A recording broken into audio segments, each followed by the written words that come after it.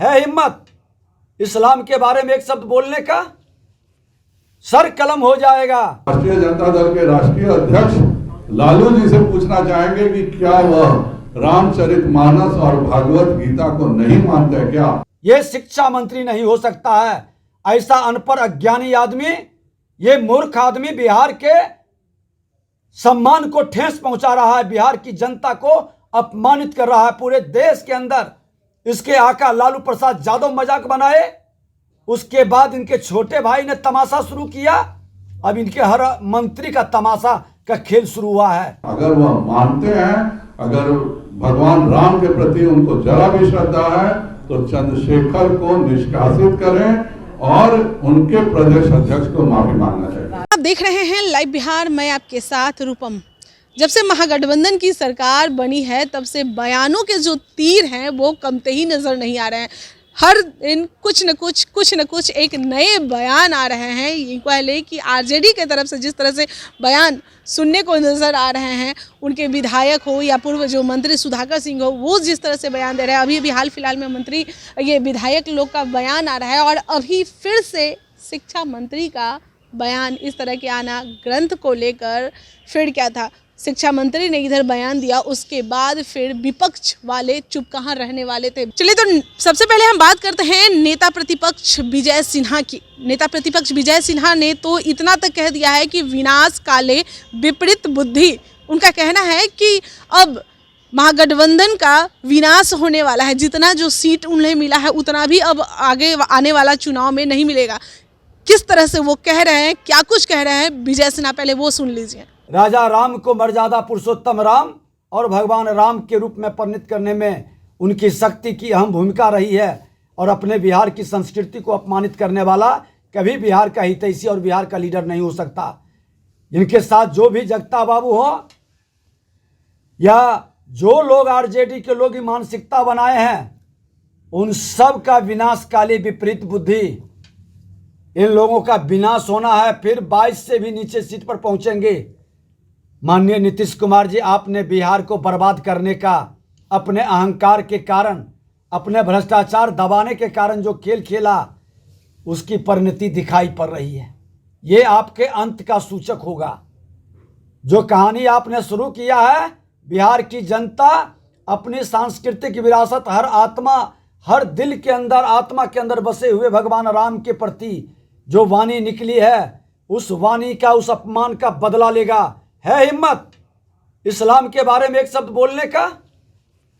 Sir कलम हो जाएगा।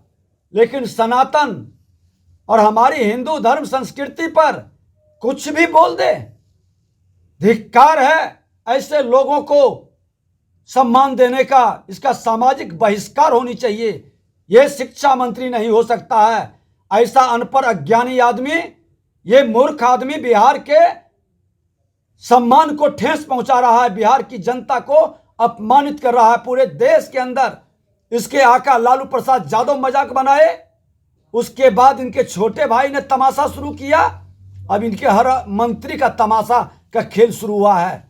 इस अज्ञानी लोगों को हर हाल में सत्ता से हटाना चाहिए। नहीं हटाएगा तो पूरे देश के अंदर एक आंदोलन छिड़ेगा और वो आंदोलन इसको बर्बाद कर देगा। आपने सुना कि विजय सिन्हा क्या कुछ कहे। अब संजय जायसवाल, वो भी कहाँ चुप रहने वाले थे। संजय जायसवाल तो पीसी किए और प्रेस कॉन्फ्रेंस करवाए और प्रेस कॉन्फ्रेंस के माध्यम से मीडिया के सामने उन्होंने कहा कि अब जो आरजेडी के जो प्रदेश अध्यक्ष हैं, उन्हें माफ़ी मांगनी चाहिए और जो हमारे शिक्षा मंत्री हैं, उन्हें इस्तीफा दे देने चाहिए। क्या कुछ कह रहे हैं, सुन लीजिए। पहले तो उन्हें यह भी नहीं मालूम है कि महर्षि वाल्मीकि जिनके आश्रम में सीता रहती थी, वह किस जाति के थे। उनको यह भी नहीं मालूम है कि वेद व्यास क्या जाति में थे। अगर वर्ण व्यवस्था थी तो यहाँ पे इसी मगध पर जरासंध जी का शासन कैसे हुआ, चंद्रगुप्त का शासन कैसे हुआ, राजा चौहरमल का शासन कैसे हुआ। कोई ऐसा हिंदू में उपजाति नहीं है जिसके महाराजा नहीं हुए हों हिंदुस्तान के इतिहास में। ऐसी एक जाति आप खोज के दिखा दीजिए जिसके राजा इस हिंदुस्तान में नहीं हुए हो। तो यह सभी को लेकर चलने का था और हम सब कुछ याद रखते हैं, भागवत गीता को हम बिल्कुल याद नहीं रखते हैं। भागवत गीता के 18वें अध्याय के 41वां श्लोक में खुद भगवान श्री कृष्ण ने कहा है कि हे परतम, ब्राह्मण, क्षत्रिय, वैश्य और शूद्र के कर्म स्वभाव से उत्पन्न गुणों के अनुसार विभक्त किए जाते हैं।